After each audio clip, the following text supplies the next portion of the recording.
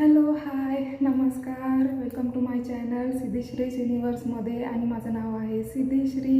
हा माझा first intro vlog असणार आहे. यामध्ये मी फक्त माझ्याबद्दल थोडीशी माहिती सांगणार आहे, बाकी जास्त काही नाही. माझा फर्स्ट यूट्यूब चॅनल एक ऑलरेडी होता, पण तो म्हणजे त्यावरती खूप वर्ष झाली काही पोस्ट केलेले नाही आहे मी. पण आता मी नवीन यूट्यूब चॅनल सुरू केलं आहे. त्यामागे एक कारण आहे. ॲक्च्युली खूप महिन्यांपासून चालू होतं की आपला चॅनल बंद झाला आहे आणि नवीन यूट्यूब चॅनल आपण आता सुरू करायला. जी 1-2 वर्षाची मुलगी आहे आता, ती प्रेग्नन्सी ट्रीटमेंट, प्रेग्नेन्सी, डिलिव्हरी आणि प्लस बाळाला सांभाळणं इतक्या टाईममध्ये नाही पॉसिबल झालं मला.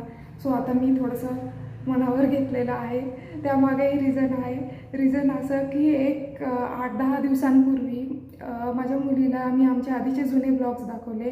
त्यामध्ये रक्षाबंधन ब्लॉग होतं, त्याच्यामध्ये तिची आत्याचा मुलगा दादा वगैरे होते, प्लस आजी आजोबा सगळे दिसत होते.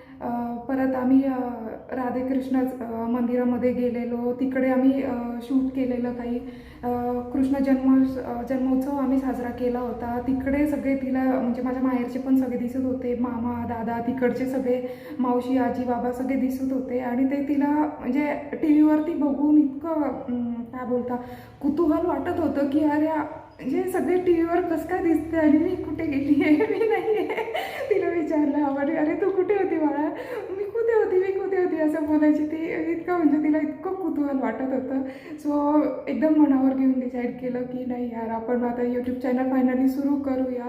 आठवणी आपल्या राहता आणि आपल्या मुलांना देखील छान वाटतं ते बघायला. आपल्याला देखील खूप छान वाटतं. काही दिवसानंतर, काही वर्षानंतर आपण ते आपले व्हिडिओ बघतो, अरे आपण असं केलं होतं तसं केलं होतं, तेव्हा त्या मेमरीज सगळ्या राहतात सगळ्यांसोबतच्या. खूप छान वाटतं.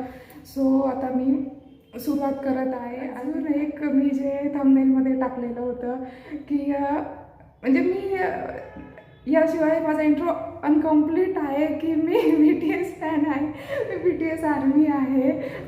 त्यामुळे माझं थंबनेल असं आहे फर्स्ट. सो नेक्स्ट व्लॉग आपण बघूया. तिच्यासाठी मी हा चॅनल सुरू केलेला आहे. तिला खूप छान वाटणार आहे.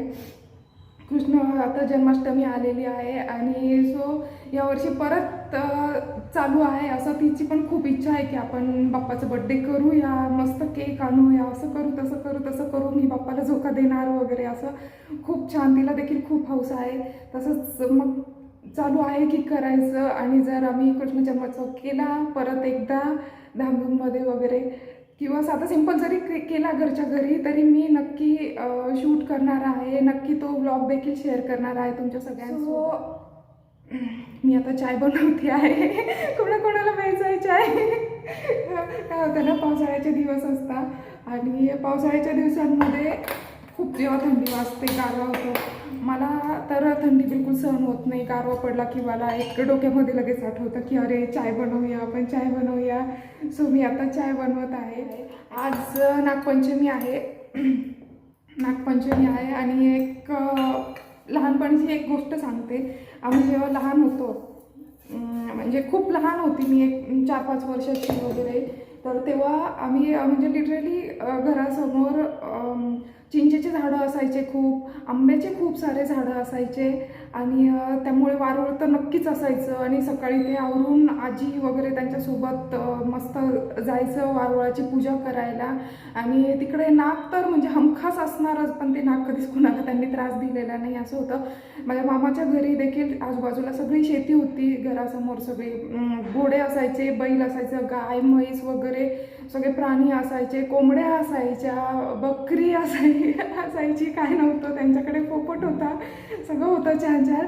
आणि म्हणजे तिथे पण घरामध्ये सुद्धा साप निघायचे अक्षरशः, पण कधीच कोणाला त्रास दिलेला नाही.